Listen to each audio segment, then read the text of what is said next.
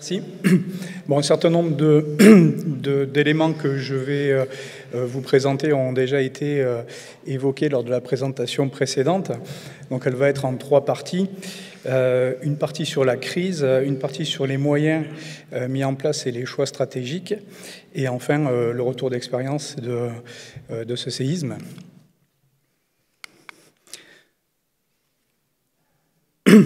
Donc au niveau du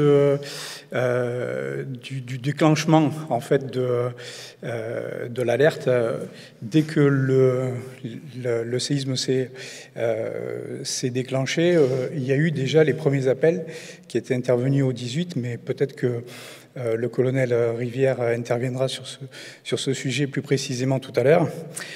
Donc il y a eu un temps de sidération pour comprendre ce qui se passait. Certaines personnes avaient imaginé même que c'était la centrale de Cruas-Meis qui avait une difficulté.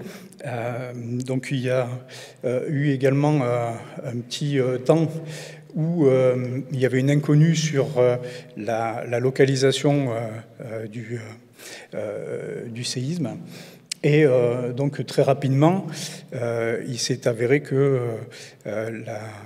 la survenue d'un séisme était donc c'était bien ce qui se passait. Donc la chance qu'on peut relativement soulever, c'est qu'on était un jour férié. Donc les bâtiments scolaires notamment étaient vides. Donc sinon on aurait peut-être eu d'autres difficultés à gérer. Donc très rapidement, on s'est rendu compte que cette crise allait s'inscrire dans la durée.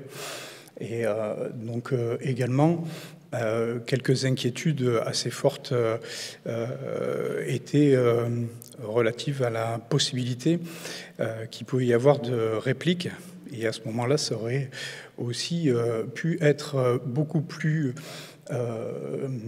important en termes de victimes. Il se trouve qu'il y a eu également d'autres crises à gérer en simultané, puisque dès les jours suivants, un gros épisode neigeux a impacté le nord de la Drôme et de l'Ardèche, avec un nombre de clients Enedis qui étaient coupés, privés d'électricité. Donc ça, cette crise a beaucoup impacté les services de la préfecture, puisqu'il y a eu beaucoup de travail à faire pour notamment aider les services d'Enedis à cibler des cibles prioritaires pour pouvoir être réalimentés en électricité. Je pense notamment aux EHPAD, mais pas seulement, puisque il y avait beaucoup d'établissements qui avaient des difficultés avec leur groupe électrogène. Enfin bon, je ne vais pas m'étendre plus sur le sujet. On a également eu, quelques jours après, un épisode méditerranéen qui, heureusement, a épargné le secteur du Teil, mais là aussi c'était assez important en termes de mobilisation des services de l'État. Et enfin une polémique sur l'implication de l'exploitation de la carrière Lafarge, qui est bien connue des riverains. Le lendemain, comme l'a dit Madame Verriès-Leblanc, on se retrouve donc en pleine gestion de la crise et avec une visite du ministre de l'Intérieur qui fait deux annonces. Donc la première, c'est la mobilisation très rapide d'une commission interministérielle pour les catastrophes naturelles. Et également le fait que toutes les personnes qui sont dans les gymnases doivent trouver un logement temporaire, et donc il faut reloger les sinistrés en urgence. Donc ce qui va orienter le travail notamment de la FPS mais Madame Verriès-Leblanc le reprécisera tout à l'heure, pour effectuer les diagnostics. Et donc ça a été une des priorités qui a été fixée à la FPS dès leur arrivée. Donc très rapidement aussi, puisque les chiffres vous ont déjà été présentés, une mobilisation quand même importante pour gérer cet événement. Ensuite, les moyens sur place et les choix stratégiques. Donc il y a eu la mise en place du poste de commandement opérationnel en mairie du Teil. Donc on l'a dit, cette localisation a semblé logique le jour J, puisqu'on était à devoir gérer assez rapidement un certain nombre de choses. En revanche, la mairie étant impactée, c'était peut-être en termes de sécurité pas nécessairement le choix le plus judicieux. Bon, ça, on en a pris compte dans le retour d'expérience que je vous présenterai en fin de diaporama. Parce que s'il y avait eu une réplique et que la mairie soit encore plus impactée, ça aurait pu poser encore plus de difficultés pour gérer la crise si toutes les personnes qui étaient en charge de cette gestion étaient victimes d'une réplique. Donc, dans ce poste de commandement, il y a eu la création de 4 pôles. Donc un pôle expertise et suivi des bâtiments et du risque bâtimentaire, un pôle qui devait être aussi consacré au relogement des sinistrés, donc ça a été évoqué, un pôle éducation nationale parce que toutes les écoles, lycées, collèges du Teil étaient impactées, donc la rentrée le lendemain était impossible, donc il fallait gérer tout ça. Et puis un pôle maintien de l'ordre aussi, puisqu'il y avait beaucoup de bâtiments qui étaient évacués. Donc forcément, il fallait aussi éviter tous les risques de pillage éventuels, avec 2 priorités qui ont été fixées par le préfet. Donc pas d'effondrement ni de victimes supplémentaires. Du coup, donc là, c'était un principe très fort. On a vu la chance de ne pas avoir de victimes. L'idée, c'était de ne pas en avoir sur la suite, et puis d'assurer le relogement temporaire des sinistrés et anticiper sur leur relogement définitif.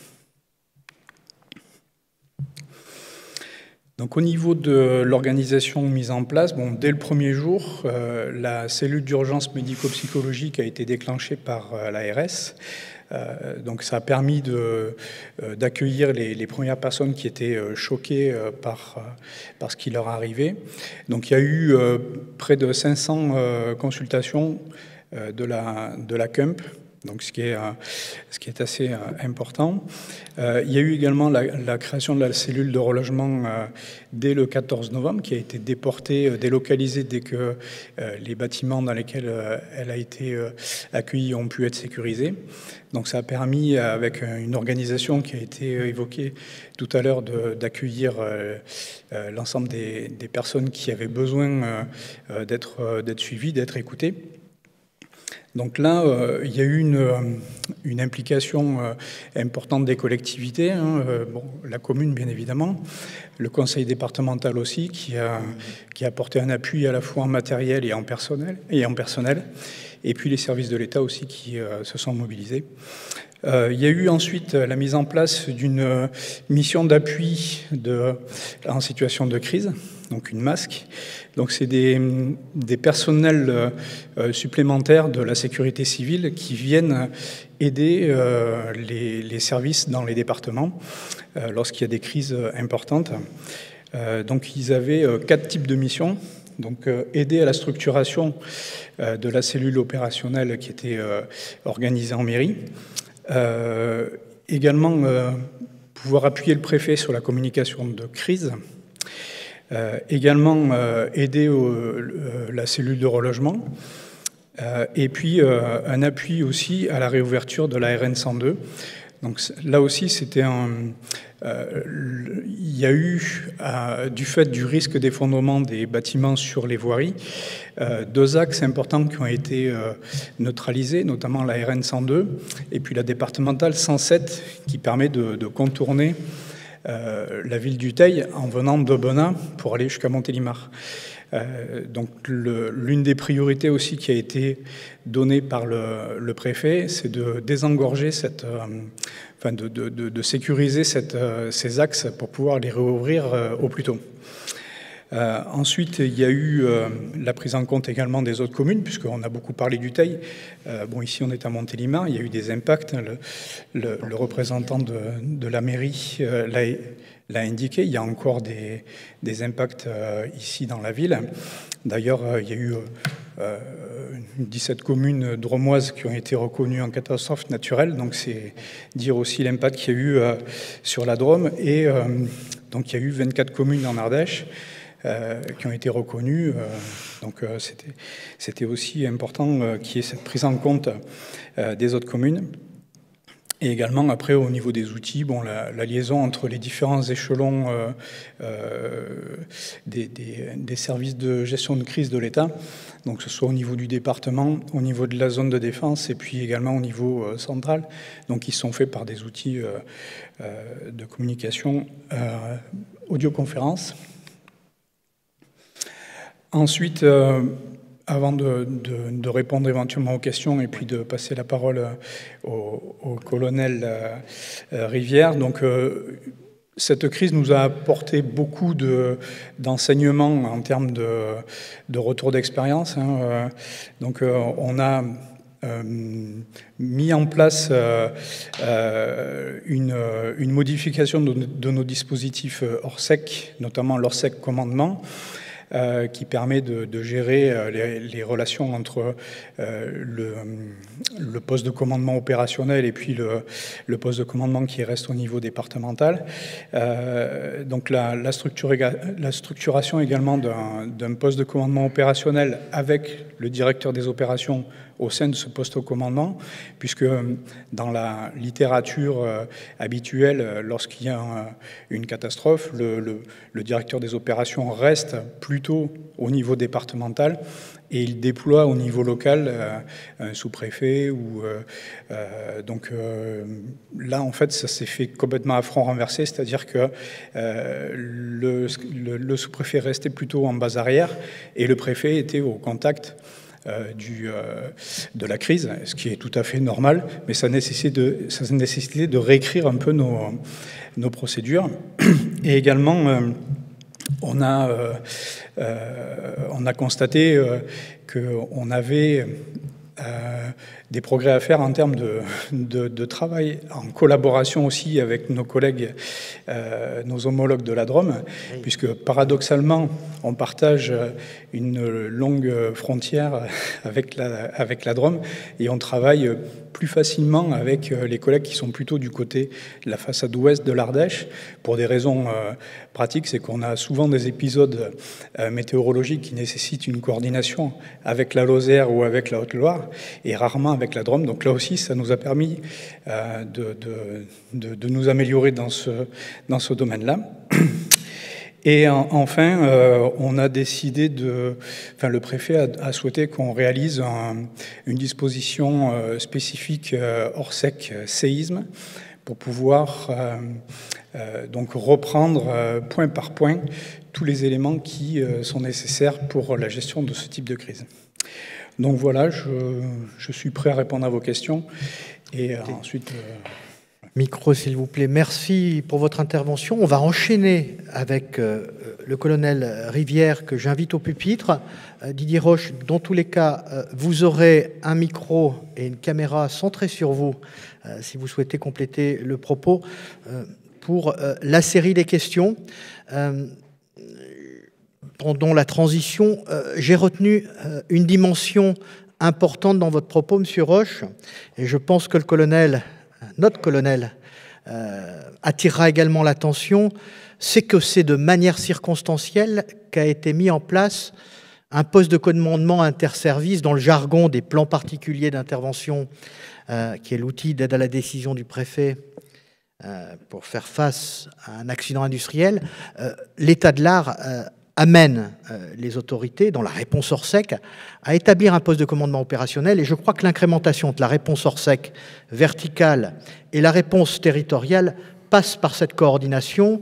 Monsieur le maire du Teil, avec qui j'avais échangé, avait relevé des dysfonctionnements quant à la coordination des opérateurs.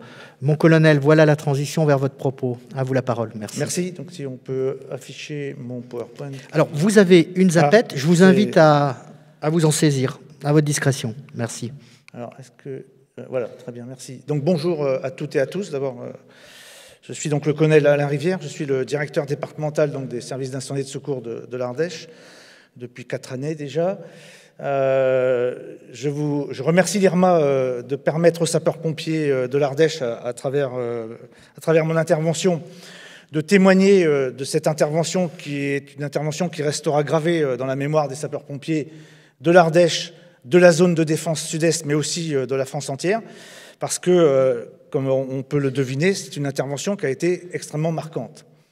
Elle va nous permettre de tirer des enseignements également à l'échelle nationale au niveau des intervenants des sapeurs-pompiers et dans une spécialité qui est une spécialité particulière qui s'appelle le sauvetage des blêments, qui a été sur cette intervention la cheville ouvrière. Donc merci de nous permettre donc de prendre la parole. Alors j'en profiterai pour à la fois présenter mon ressenti en tant que directeur départemental et commandant des opérations de secours sur la totalité de la durée de l'intervention des sapeurs-pompiers, qui a duré 21 jours. C'est une intervention quand même peu banale. 21 jours de mobilisation de moyens, c'est assez exceptionnel. Donc je l'ai suivi, moi, de midi 15, heure à laquelle j'ai été prévenu, jusqu'au dernier jour de la présence des sapeurs-pompiers sur le terrain. Et également, vous évoquez effectivement le retour d'expérience que nous en avons retiré. Donc à la fois le ressenti du patron des pompiers de l'époque, enfin sur le terrain, et le retour d'expérience du directeur des services d'incendie et de secours. Donc je vais essayer de ne pas être redondant par rapport à tout ce qui a été dit, parce qu'il y a déjà beaucoup de choses qui ont été dites, tant par Ghislaine que par Didier Roche. Donc, bon, je ne reviens pas sur la magnitude de ce séisme qui était élevé, concentré sur essentiellement le Teil, même si on a eu énormément d'appels pendant le quart d'heure qui a suivi. Ça a été un choc pour les équipes qui recevaient le 18, et d'ailleurs on s'aperçoit que c'est principalement le 18 qui a été utilisé. C'est la courbe bleue. Le 112 l'a été également, mais à une moindre échelle, et un petit peu le 15. Alors nous avons la chance en Ardèche de disposer d'une plateforme commune 15, 18, 112, et ce qui nous a permis aussi, grâce à cela, de mieux coordonner notre action avec le SAMU, qui recevait aussi des appels et qui a aussi anticipé une montée en puissance en matière de prise en charge des victimes, même si on le verra, et ça a été déjà dit, il y a eu très peu de victimes sur ce séisme, et c'est une chance que nous avons. Mais c'est aussi, ça a été aussi un point faible par rapport à l'intervention des sapeurs-pompiers, parce que nous, on est entraînés, on est préparés à gérer des victimes en nombre important, ensevelies, et donc c'était plutôt ce schéma-là que nous avions en tête quand on intervient sur ce séisme, c'est plutôt de rechercher, localiser, dégager un nombre de victimes important, alors que c'est pas du tout à cela qu'on a été confronté, et donc ça nous a un petit peu forcément désorganisés, ou en tout cas désarçonnés. Il a été très difficile pendant au moins un quart d'heure de savoir ce qui se passait. On avait beaucoup de témoignages qui nous parlaient d'explosion. Donc d'explosion d'un camion, d'explosion dans l'appartement voisin. Le premier appel, c'est il y a eu une explosion chez mon voisin. Mais bon, mais il n'y a pas de victime. On a évoqué l'explosion de la centrale nucléaire. Effectivement, un quart d'heure après, j'ai reçu un coup de fil du directeur de cabinet du préfet qui me demande de lui confirmer qu'il y a une explosion à la centrale nucléaire. Bon, bien entendu, j'ai été rapidement, je lui ai dit non, je pense que s'il y a une explosion à la centrale nucléaire, je pense qu'on aurait eu d'abord d'autres appels, et beaucoup plus précis. Donc on a écarté assez rapidement l'explosion au CNPE, mais néanmoins, c'est resté dans l'esprit, et c'est resté comme une rumeur un certain nombre d'heures. Donc voilà, donc un afflux massif d'appels qu'il fallait gérer. Donc forcément, quand on est face à cette situation, la problématique du centre de traitement d'Allers, c'est d'essayer de ne pas passer à côté d'une vraie urgence au milieu de tout ça. Parce que la vie continue, hein. On peut avoir un accident de la route, on peut avoir un malaise cardiaque au milieu de tout ça. Donc il faut qu'on s'organise, et donc c'est aussi un des premiers enseignements que nous avons tirés, c'est d'organiser une montée en puissance rapide de notre salle opérationnelle pour faire face dans le temps et également de manière réactive à ce genre d'appel. Alors on était déjà fortement éprouvés, hein, je vous le dis, cette intervention est une intervention pas banale pour les sapeurs-pompiers de l'Ardèche. On venait déjà de terminer une saison feu de forêt qui avait été éprouvante. L'année 2019, pour les sapeurs-pompiers de l'Ardèche, restera une année très particulière. Nous avons eu plusieurs dizaines de départs de feu importants, voire plusieurs par jour, le même jour, à des endroits différents, avec un incendiaire qui jouait avec nous. Et nous avons eu une saison parmi les plus difficiles de l'histoire des 10 dernières années. Donc on sortait de cette période, on sortait de la période des Gilets jaunes également, qui nous avait éprouvés également. Et donc on pensait pouvoir passer cet hiver tranquille, et malheureusement, le 11 novembre à 11h52, il en a été autrement. Alors, il y a eu plusieurs phases dans cette opération, même si dans l'après-midi, on savait déjà qu'on n'aurait pas de victimes, qu'on avait peu de victimes. On avait levé les doutes sur pratiquement tous les bâtiments qui nous avaient été signalés comme effondrés. Donc on était plutôt rassurés sur la partie victime. On a évoqué, de mémoire, je crois qu'il y a eu 3 victimes qu'on a pris en charge, qui était d'ailleurs pour l'une d'entre elles une personne âgée qu'on a dégagée de son habitation, qui avait été endommagée, pour l'hospitaliser. La victime la plus grave, d'ailleurs, a été signalée dans la Drôme. C'était un ouvrier qui était sur un échafaudage et qui a chuté de l'échafaudage pendant la secousse. Et donc c'est la seule victime grave qu'on ait eue sur ce séisme.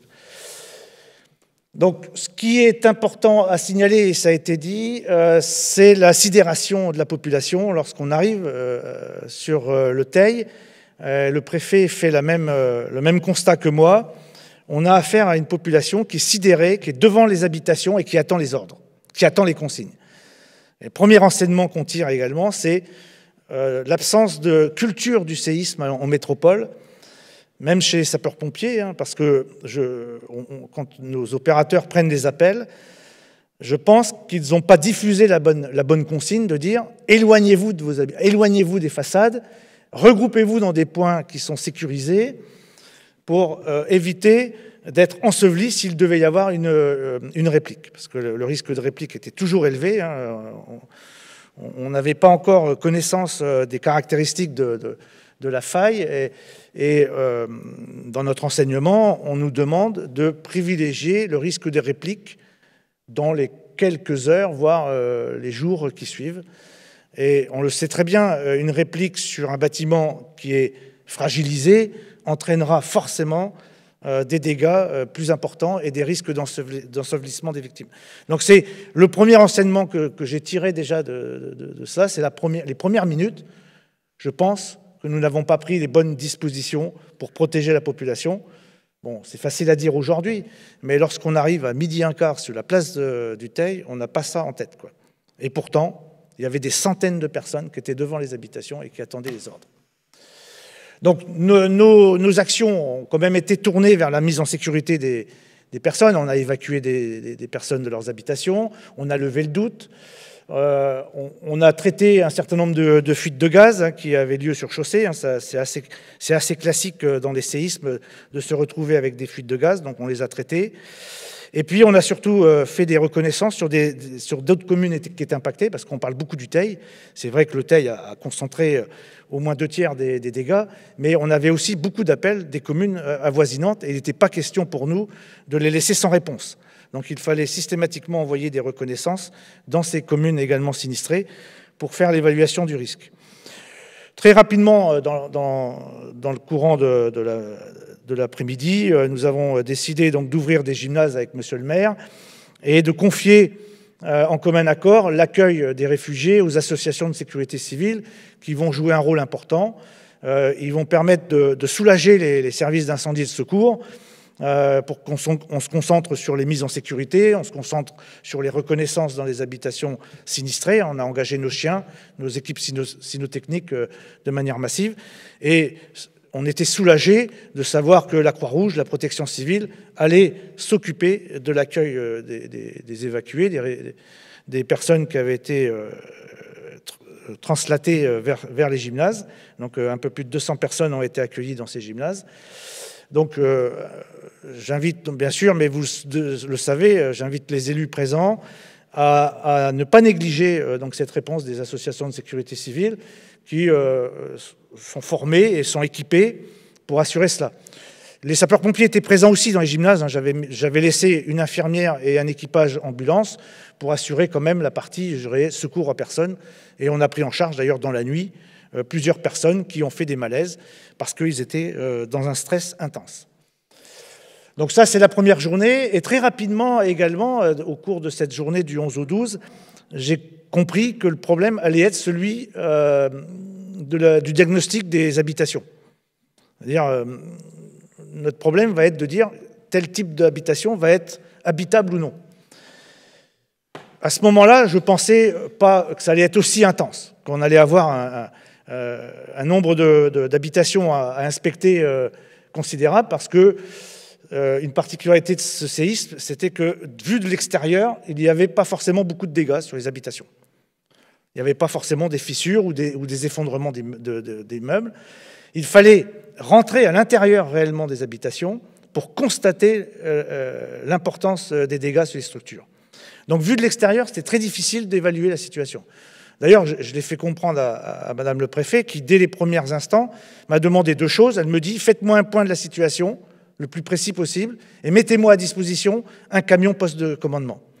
Malheureusement, je n'ai pas pu répondre à aucune de ces deux questions, parce que faire un point précis de la situation, c'était extrêmement complexe. Il m'a fallu plusieurs semaines pour le faire, parce que la zone d'intervention était très, très, très large, en comprenant également les autres communes qui étaient celles du Teil.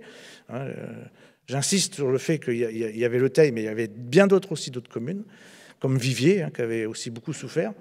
Donc c'était pour moi difficile de lui faire un point de situation. Je pouvais lui faire un point de situation à l'instant T, mais qui était très partiel à mon avis. Et puis lui mettre à disposition un véhicule de commandement. Ben, malheureusement, j'avais un choix à faire. Soit mettre, parce qu'on a bien un véhicule de commandement, qui sert à la gestion de nos équipes opérationnelles, donc la gestion tactique de l'opération. Et donc c'est le choix que nous avons fait.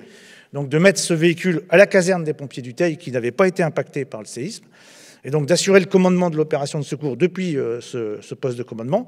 Et je n'avais pas d'autre moyen à lui mettre à disposition, même si on l'avait déjà évoqué à plusieurs reprises avec le précédent préfet, qui lors d'un exercice nombreuses victimes m'avait dit « ça serait bien, colonel, qu'on puisse mettre au point un véhicule de commandement interservice que vous armeriez et qui permettrait à l'ensemble des services de se rejoindre dans ce PC. » Tout à fait pertinent.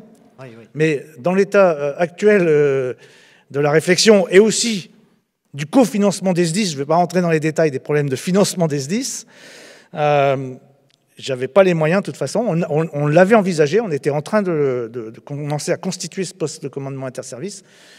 Bon, dans les enseignements, si je devais refaire une intervention identique aujourd'hui, je ferais autrement forcément. Puisque nous avons décidé de mettre le poste de commandement opérationnel commun mairie-préfecture dans la mairie, c'était une erreur. Je le dis, et je crois que ça a été dit avant moi, c'était une erreur. C'était peut-être naturel, parce que c'est vrai que se tourner vers la mairie, c'était facile. Mais là, comme le bâtiment était déjà fissuré, donc on a mis nos vies en danger. S'il y avait eu réplique, je pense qu'on aurait pu être enseveli dans la mairie. Donc le préfet, le colonel de gendarmerie, le colonel des pompiers, le président du département qui nous avait rejoint, enfin un bon nombre de cadres dirigeants auraient pu être ensevelis. Et puis la proximité mairie PC opérationnel n'a pas toujours été facile. On était confrontés à la misère du quotidien et c'était compliqué. Bon. Donc je ferai autrement, j'irai chercher un véhicule poste de commandement interservice. Il en existe. Dans le Rhône, mon collègue en dispose un, l'Isère en dispose un, et surtout le ministère de l'Intérieur également dispose, donc j'aurais fait la demande à la Direction générale de la sécurité civile, et je pense qu'on l'aurait obtenu, puisque compte tenu de la durée de l'intervention, mais à ce moment-là, on ne savait pas que l'intervention allait durer autant de temps. Donc très rapidement, donc je savais que la problématique allait être sur les diagnostics d'urgence. Donc j'ai questionné le lendemain matin à 8 h le chef d'état-major de zone. Donc on a notre hiérarchie opérationnelle. Et donc moi je réfère au chef d'état-major de zone de l'opération en cours. Et je lui dis clairement, on va avoir un problème. Il va falloir inspecter je ne sais pas combien de centaines, je parlais en centaines à ce moment-là, de bâtiments. Nous, on n'est pas en capacité de le faire. La mairie non plus, parce que de manière naïve, je pensais que le chef des services techniques avait la capacité de le faire, parce que je ne pensais pas qu'il y avait autant de bâtiments à inspecter. Puis on évoquait beaucoup les bâtiments communaux, d'ailleurs, l'église, les écoles, etc. Et je lui dis, je crois me rappeler qu'il existe un organisme socio-professionnel qui doit pouvoir faire ce genre de choses, mais c'est un lointain souvenir. Est-ce que tu peux me trouver ça? Et donc, très rapidement, ils se sont rappelés qu'à la Direction générale des crises à Paris, une convention avait été signée 1 an ou 2 ans avant. Ghislaine, vous devez vous rappeler de la date exacte. Moi, je ne l'ai pas en tête. Peut-être 2016, non? 2014, ouais, c'est encore plus ancien. Donc, une convention avait été signée avec une association qui s'appelle l'AFPS, donc l'Association française de génie parasismique, pour intervenir sur ce type de mission. Voilà, donc très rapidement, on identifie donc l'existence de cette association. Je propose au préfet, bien entendu, de faire appel par le biais de la DGSC à cette association. Et donc, vers midi ou en milieu de matinée, l'association est activée pour venir sur le Teil dès le lendemain. Donc ça a été assez rapide, hein, je crois que dans l'après-midi ou dans la soirée, la FPS était sur les lieux. Et là, on a commencé à travailler ensemble. Alors, on avait la chance de posséder, je dirais, le même type de formation et les mêmes référentiels. Nos sauveteurs déblayeurs qui se sont formés au diagnostic d'urgence sont formés avec un ancien membre de la FPS, d'ailleurs, hein, un ancien membre dirigeant de la FPS, hein, Ghislaine, si je ne me trompe pas, qui avait, donc, on s'était inspiré des référentiels, ce qui nous a permis de parler le même langage et d'utiliser les mêmes codes pour pouvoir aider le maire et le préfet à déterminer les maisons qui pouvaient être réintégrées ou pas. Voilà, donc nous, on s'est un peu mis en retrait sur cette partie parce qu'on pensait que la FPS allait pouvoir faire seule. Et très rapidement, le lendemain, à partir du 14 novembre, donc d'abord parce qu'on a eu cette alerte orange qui laissait, avec la météo qui se dégradait fortement, on avait anticipé une dégradation du bâti. On pensait que le bâti allait se dégrader fortement avec les conditions de météo. Donc on est monté en puissance au moyen des sauvetages déblaiements. Et là, on a eu donc le renfort de toute la France. On a eu 34 départements qui sont venus nous aider au Teil. Donc des Bretons sont venus jusqu'au Teil, par exemple, pour nous aider en moyens de sauvetage déblaiement et en diagnostic d'urgence. Alors on partait, et c'était là la difficulté, d'un fichier qui était tenu par la mairie. Hein. On avait un fichier des personnes qui s'étaient recensées et qui a été difficile à fiabiliser. C'était ça la partie la plus compliquée. C'était de fiabiliser ce fichier pour éviter d'aller 2 fois au même endroit, d'aller voir en fait une fissure de placo-plâtre, mais qui était sans impact sur la structure. Donc on a été conduit à partir de cette date de rédiger un logigramme d'aide à la décision pour les maires, parce qu'il y avait le Teil, mais il y avait d'autres mairies, pour permettre de discriminer la nécessité ou pas de faire ce diagnostic d'urgence, parce qu'on perdait beaucoup de temps sur des diagnostics qui n'étaient pas justifiés. La masque, Didier en a parlé, je ne reviens pas dessus. Je vais essayer d'aller vite, effectivement, il me reste peu de temps pour aller sur les enseignements. Bon, ça, c'est les moyens mis en œuvre. Bon, voilà la montée en puissance des diagnostics. Hein, vous voyez, très rapidement, 500, on est allé jusqu'à 500 diagnostics par jour. Hein, c'est considérable. Donc, avec la mise en place de binômes. Donc, bleu, c'était la FPS.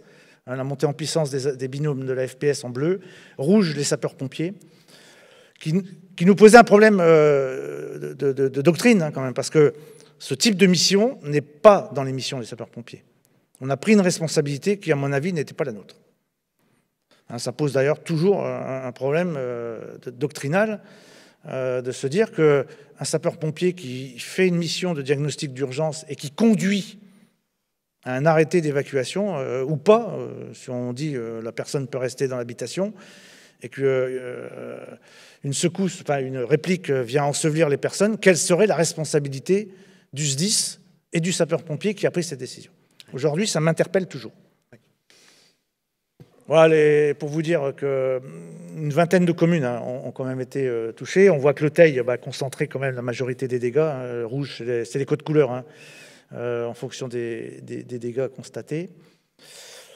Donc dans les points défavorables, on l'a déjà dit, l'habitat ancien, ça c'était bon, les R+3, la précarité des habitations, on l'a dit, l'absence de visibilité extérieure, on l'a dit également, le PCO installé en mairie, j'en reviens pas, la problématique de SIG, ça c'est quand même important. Il a été compliqué. Alors, nous on a un SIG, on a même un logiciel qu'on appelle de gestion tactique, enfin de situation tactique, SITAC, qui s'appelle Cripson, qui commence à être utilisé par nombreuses SDIS du sud d'ailleurs pour les feux de forêt. Donc on l'a utilisé, mais il est important à ce stade-là de disposer de SIG unique, tenu à jour et compatible et interopérable. Bon, les équipes d'encadrement, on l'a dit, étaient sous-dimensionnées. Et on l'a vu, l'épuisement du DGS, c'est vrai, le DGS s'est épuisé. Mais pas que lui, d'ailleurs, il y en a eu d'autres. Mais moi, j'ai dû mettre au repos forcé des officiers. J'ai des officiers qui voulaient revenir tous les jours au poste de commandement. Je les ai mis de repos forcé. J'en ai dit, il n'est pas question que vous repartiez. Vous reposez, vous reviendrez le jour suivant. On a la chance de pouvoir faire des rotations. On a les effectifs pour ça et on est organisé pour ça. Dans les points favorables, bon, le jour férié, c'était important. La météo clémente, surtout au début, peu de victimes. Bon. On a une équipe bidépartementale, ça c'est important, puisqu'on est sur la frontière avec la Drôme. D'ailleurs, un an avant, pratiquement jour pour jour, on avait fait un scénario d'exercice régional avec un séisme sur la zone du Pouzin-le-Teil. Alors, d'une magnitude inférieure au seuil de déclenchement des capteurs du CNPE, parce qu'on ne voulait pas faire jouer le CNPE. Donc, on était sur une magnitude de 5,2. Donc, vous voyez, on n'était pas très loin de la vérité sur l'exercice. Mais notre exercice mettait davantage de victimes ensevelies pour travailler que le risque bâtimentaire qui, pour nous, à ce moment-là, n'était pas notre priorité. Donc une solidarité interdite très importante, mais ça c'est assez classique, on est érodé. Alors le ministre de l'Intérieur est venu, ça a entraîné des contraintes, c'est vrai, puisque c'est lui qui a fixé l'objectif. Je ne veux pas que les sinistrés passent une deuxième nuit dans les gymnases, donc ça nous a mis la pression, ça a mis la pression au préfet. Mais ça nous a aussi permis d'avoir une reconnaissance nationale de la situation, et ça nous a débloqué des situations. Exemple, le renfort de la FPS, il fallait le faire perdurer sur le temps. La mission devait s'arrêter à un moment donné. Grâce à la mobilisation du ministre et la sensibilisation des services de la direction générale, on a eu déblocage des situations, voire des moyens. Donc c'était quand même important de le souligner. Puis en termes de reconnaissance pour les intervenants, c'est toujours intéressant.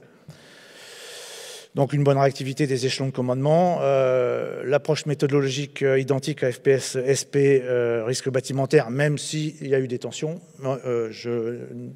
Je ne me rappelle plus des tensions. Je ne veux plus m'en souvenir. Dans les enseignements, la fonction anticipation dans les postes de commandement, ça c'est le plus tôt possible les diagnostics, donc ça il faut l'engager le plus rapidement possible, le jour même, si on peut. Le PC interservice, j'en ai parlé. La place des moyens associatifs.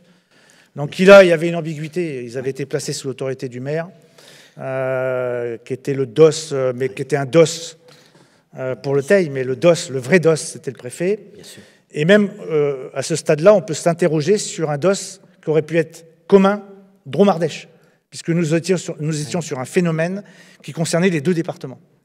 Même si la Drôme a été moins touchée que l'Ardèche, on peut s'interroger, et le Code général des collectivités le prévoit, que le préfet de zone confie à un préfet la direction des opérations de secours, ce qui aurait pu éventuellement éviter des problématiques de répartition de moyens.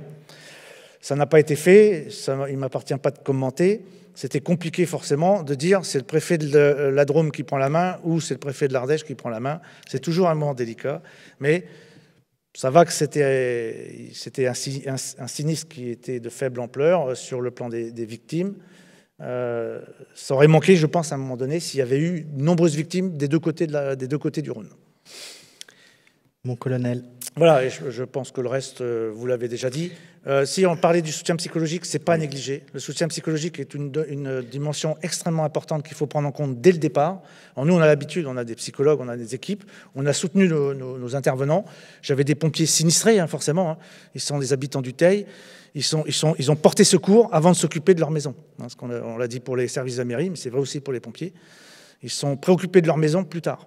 Et ils ont porté secours, mais ils ont été très affectés. Et on s'est aperçu également que ceux qui faisaient des diagnostics d'urgence, et ça doit être vrai pour la FPS, ont été très affectés. Parce que c'est toujours compliqué d'être au contact quotidien avec des gens qui souffrent, avec des gens qui pleurent, parce que c'est tous leurs biens qui sont détruits et ils ne pourront pas réintégrer.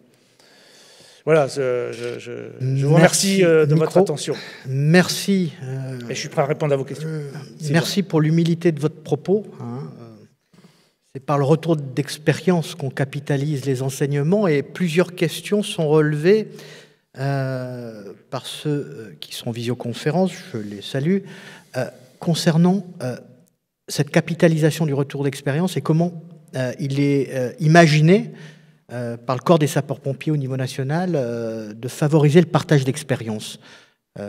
Est-ce que c'est envisagé? C'est une question qui a été relevée 2 fois. Alors, c'est une réalité, puisque depuis le 11 novembre, nous intervenons régulièrement, aux côtés d'ailleurs de Ghislaine, aux côtés de Didier Roche. On a des interventions qui sont complètement rodées dans le milieu des sapeurs-pompiers. Ça, c'est important. Hein. On partage dans le milieu des sapeurs-pompiers. Alors, par exemple, tous les élèves colonels, donc tous les futurs directeurs et directeurs départementaux adjoints, qui sont les futurs commandants d'opérations de secours de ce type de dimension, sont formés à la gestion de crise. Et dans cette formation à la gestion de crise, on passe 2 heures à exposer notre retour d'expérience et à échanger avec eux. Je rappelle que dans la formation du sauvetage des blêments, donc ces fameux spécialistes, également, le Teil restera dans les annales et servira d'enseignement. Il a même été fait des images sur cette intervention pour servir dans les enseignements en réalité virtuelle.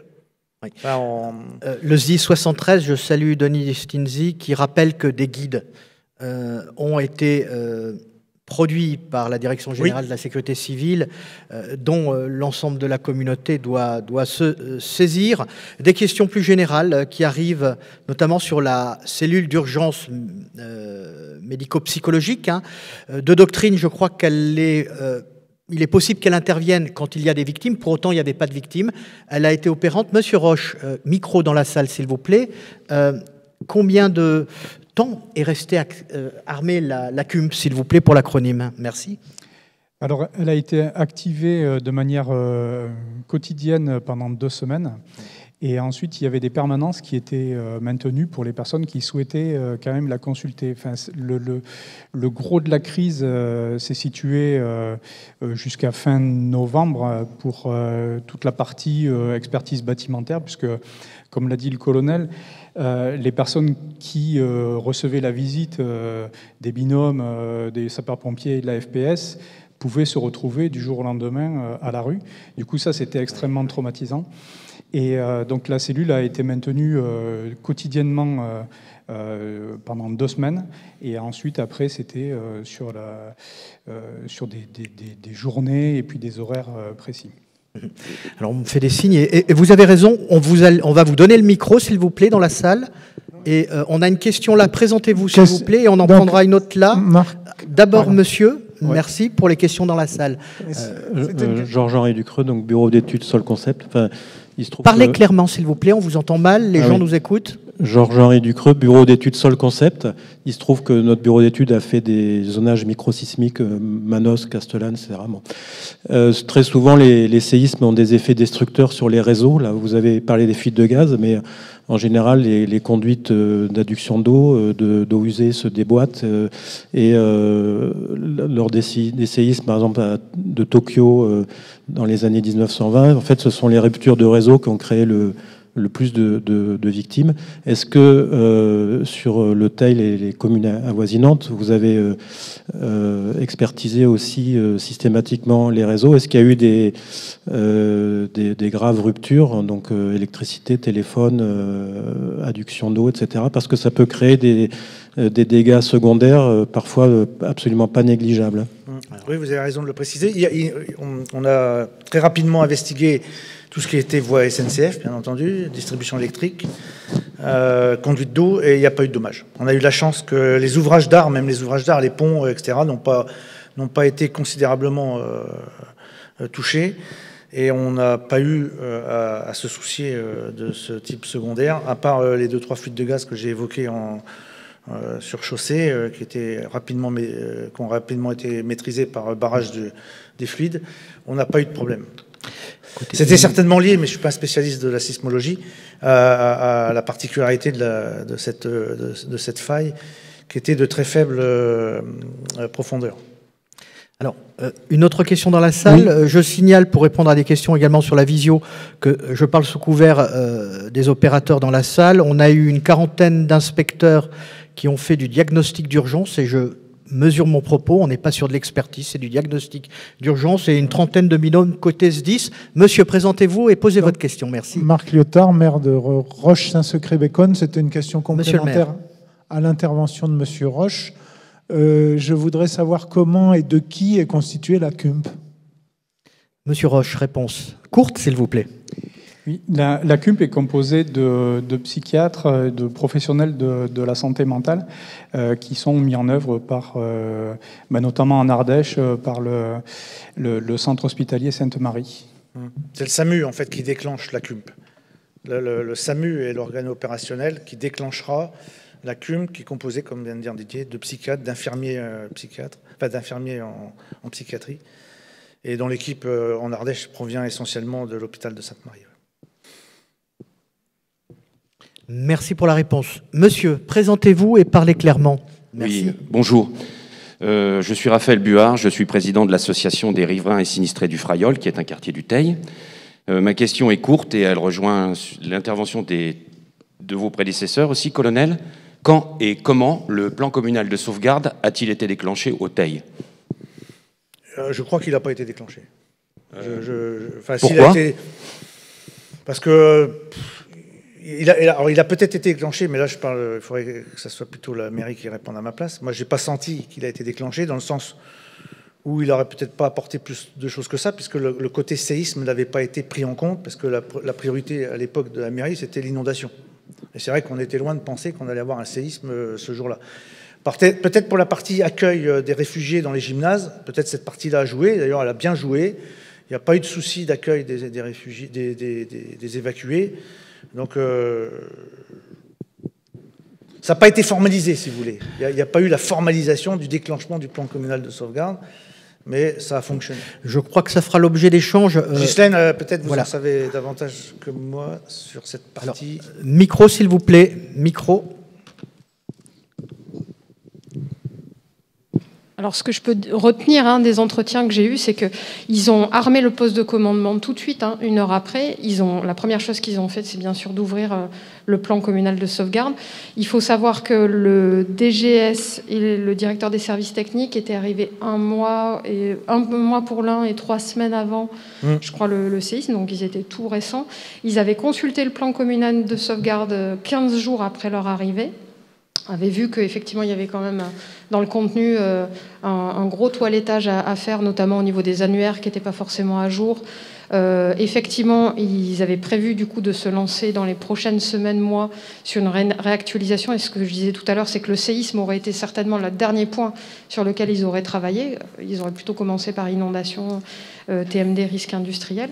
Et quand ils ont ouvert en fait le plan communal de sauvegarde et qu'ils ont vu qu'au niveau des annuaires, ça ne matchait pas, qu'il y avait des outils qui n'existaient pas dont ils auraient besoin par rapport à l'accueil des sinistrés, ils se sont plutôt appuyés sur d'autres communes qui avaient été impactées par d'autres types de risques, notamment des communes audoises qui ont été contactées pour avoir leurs pratiques en matière de gestion d'une telle catastrophe brutale avec de nombreux sinistrés. Et puis après, je dirais que c'est le pragmatisme de l'action et des décideurs avec l'appui de la préfecture qui a joué. Enfin, c'est mon regard externe des entretiens que j'ai pu conduire en tous les cas. J'étais pas en poste de commandement communal. Je confirme. Dernier point, oui, le plan communal de sauvegarde est en cours de réactualisation. Donc ça va démarrer apparemment, puisque un des partenaires... On est globalement, je confirme Ghislaine, sur un temps de réaction et non pas d'anticipation. Et la réalité circonstancielle et les retours d'expérience le font apparaître, c'est que les forces vives de la mairie se sont mobilisées rapidement et la coordination a subi pendant les premières heures, et d'où l'importance d'optimiser la coordination à travers un PC interservice. Vous signalez, et ça c'est important, dans votre propos, je le relais, le rôle des associations agréées de sécurité civile. La Fédération nationale de protection civile, c'est 36 000 membres, 500 unités locales. La Croix-Rouge, c'est également des dizaines de milliers de personnes. Mesurez la portée des rapprochements, vous collectivités, demain intercommunalité avec la loi Matras, l'article 11, du concours planifié que peuvent vous apporter ces forces vives dans deux missions essentielles. Vous avez évoqué, au-delà de la tisanerie, comme vous dites, chez les professionnels du secours, l'appui, le soutien aux populations, mais également l'encadrement des bénévoles spontanés. Des réactions, mon colonel? Oui, depuis, nous avons signé des conventions, d'ailleurs, avec la protection civile et la Croix-Rouge, parce qu'il n'existait pas de lien entre les sapeurs-pompiers et ces associations. Et donc, depuis, nous avons signé cette convention et nous savons compter sur eux. Ils nous ont aidés, d'ailleurs, lorsqu'on est monté en puissance sur la vaccination de la Covid. Ils sont venus nous prêter main forte également dans les centres de vaccination. Donc, au-delà de cette intervention du séisme, on a noué également de nouveaux partenariats. Voilà. Je signale des réflexions qui sont en cours de notre institut avec le Conseil national de protection civile. Et l'enjeu, c'est précisément d'étudier les rapprochements dans cette préparation demain entre les associations agréées de sécurité civile et les collectivités. On arrive, j'en suis désolé, à la pause. On a mangé notre pain blanc, mon colonel. Donc, je vais vous proposer la chose suivante. Une pause de 15 minutes. Ça veut dire, pour ceux qui sont à distance, je les salue à nouveau, pour les derniers qui se sont connectés, un retour à 11h15. Je parle sous votre couvert. Attention au déplacement dans la salle, on est sur du protocole sanitaire, ce qui veut dire déplacement raisonné, raisonnable, et on va, pour la pause, sauf erreur, diffuser pour l'attente le film vidéo de la FPS. Techniquement, c'est possible? Vous confirmez? Voilà. Je vous dis à tout de suite. On a d'autres questions qu'on relèvera, et notamment celle de Mélina Laroche, ville de Roanne, sur la convention AFPS. Est-ce qu'elle est nécessaire pour activer l'interface opérationnelle avec l'AFPS? C'est la transition, et je demanderai aux intervenants qui suivent, à savoir Ghislaine Verriès-Leblanc et Nicolas Taillefer, de nous rejoindre.